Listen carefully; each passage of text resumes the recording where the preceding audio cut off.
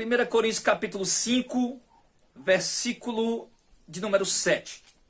Alimpai-vos, pois, do fermento velho, para que sejais uma nova massa, assim como estáis sem fermento, porque Cristo, nossa Páscoa, foi sacrificado por nós.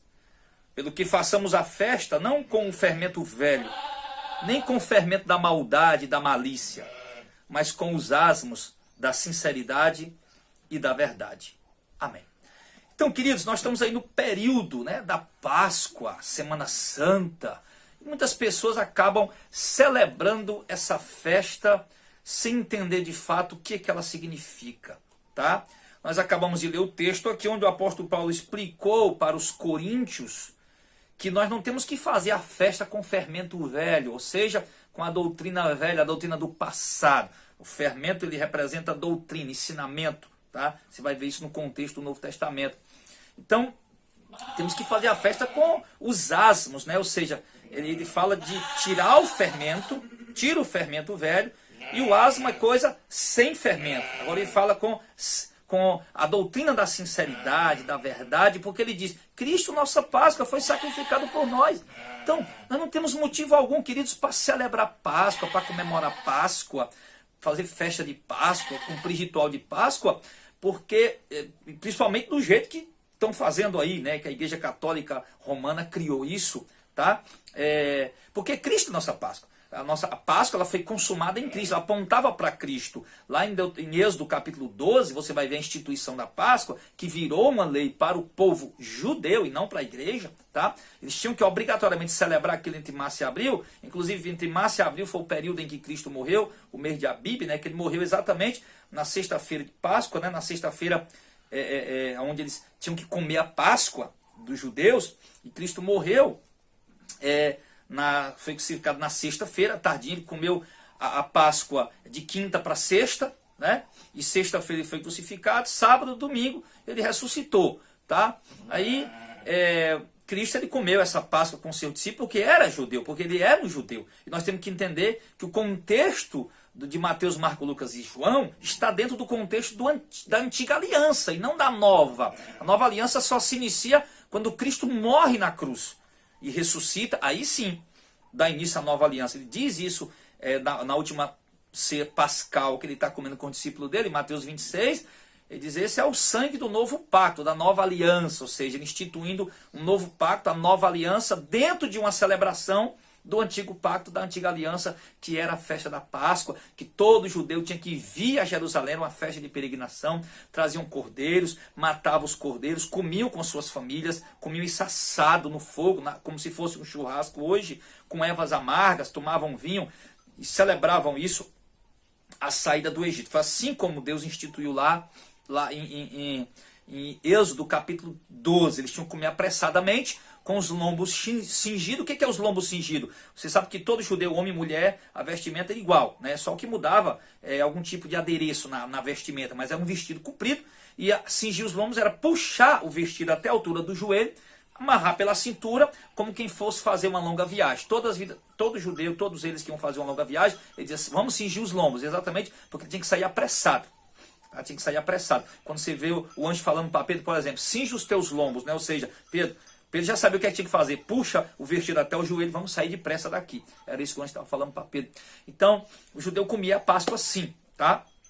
Aí você vai olhar para a Páscoa de hoje, para a Semana Santa de hoje, eles proíbem comer carne. Por quê? Se a Páscoa original eles comiam um cabrito de um ano, um cordeiro de um ano, assado na brasa, assado no fogo, com ervas amargas e com vinho, então não tem nada a ver. Então, essas proibições, Aí chega o domingo de Ramos, aliás, o sábado, isso na sexta-feira, aí tem esse jejum. Aí no sábado, eles aí vão queimar o Judas, como se Jesus tivesse mandado a gente matar o Judas, queimar o Judas, porque Judas o traiu. De maneira alguma, Jesus nos orientaria a fazer isso de modo algum, pelo contrário, Jesus nos orientaria, meu irmão, a oferecer o perdão, a misericórdia, a compaixão, com certeza, Judas, infelizmente, era escolhido para aquele propósito, o propósito de Deus tinha que acontecer, então Deus não podia deixar isso aleatoriamente, alguém escolher trair Jesus, não, então tinha que se cumprir. Judas foi escolhido para cumprir esse propósito né? Mas não temos nada que queimar ajuda, essa tradição também que criaram.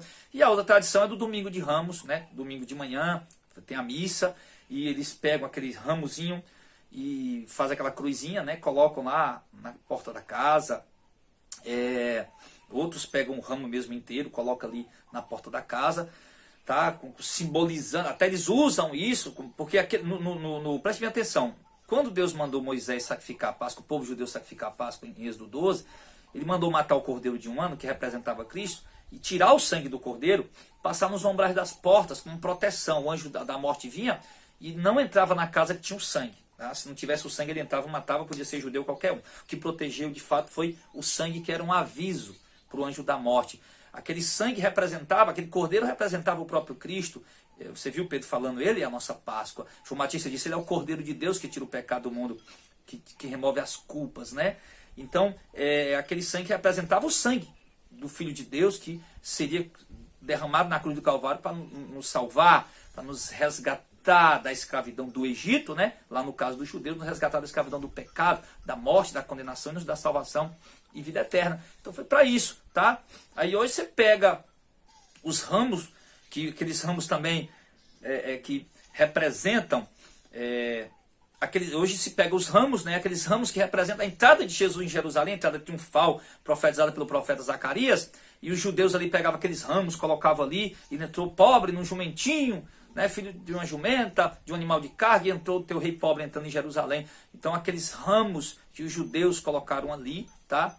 Hoje os católicos pegam aquilo de forma simbolicamente, colocam na porta, trazendo toda essa representação. Né? Mas eu digo a você, não há a mínima necessidade disso. Quando nós fazemos essas coisas, quando nós nos utilizamos desse tipo de elemento, inclusive é equivocado, né, nessa questão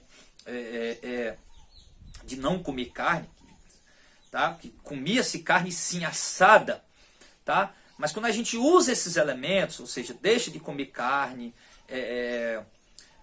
queima o Judas, ou concorda com isso, pega esses ramos de oliveira, de qualquer outro tipo de árvore que eles usam aí hoje, né? Palmeira, e coloca nas portas da casa, nós estamos dizendo, mesmo sem saber, mas nós estamos declarando, né, declarando ignorantemente que o sacrifício de Cristo não veio sobre a minha vida. Quando nós nos utilizamos desses elementos, nós estamos anunciando que o sacrifício, como se o sacrifício de Cristo não tivesse sido suficiente para nos salvar. Nós precisamos desses elementos. Na verdade, nós não precisamos desse tipo de elemento, desses elementos. Então é isso, querido. Então, como eu sempre oriento os irmãos, né? Um feriado, é um bom feriado, aproveita para passar com a tua família, tá? Mas não há necessidade de cumprir esses ritos, ok? Esses ritos não têm significado algum, tá? Então, passe com a sua família. Pastor Adel, mas a minha família é católica e lá eles só vão comer peixe, tem algum problema se eu for comer peixe? Não, eu acabei de falar. Não tem problema você comer carne, ou comer peixe, ou comer frango, ou comer ave, não tem problema, não tem problema. Desde que você coma com a consciência de que sabe que não está cumprindo um ritual, tá? Isso é importante.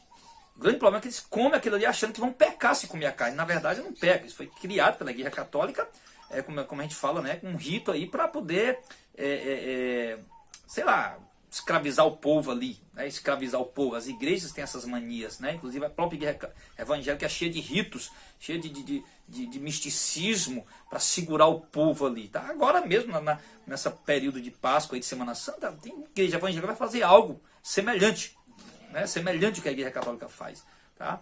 Então, simplesmente com o intuito de segurar o povo ali, às vezes no intuito de arrecadar certas quantias, enfim, né? Mas é isso, querido. Então, que você possa passar com a sua família. Se você tiver a oportunidade de falar para eles numa boa, sem brigar, sem reclamar, de orientar eles numa boa, faça isso, tá?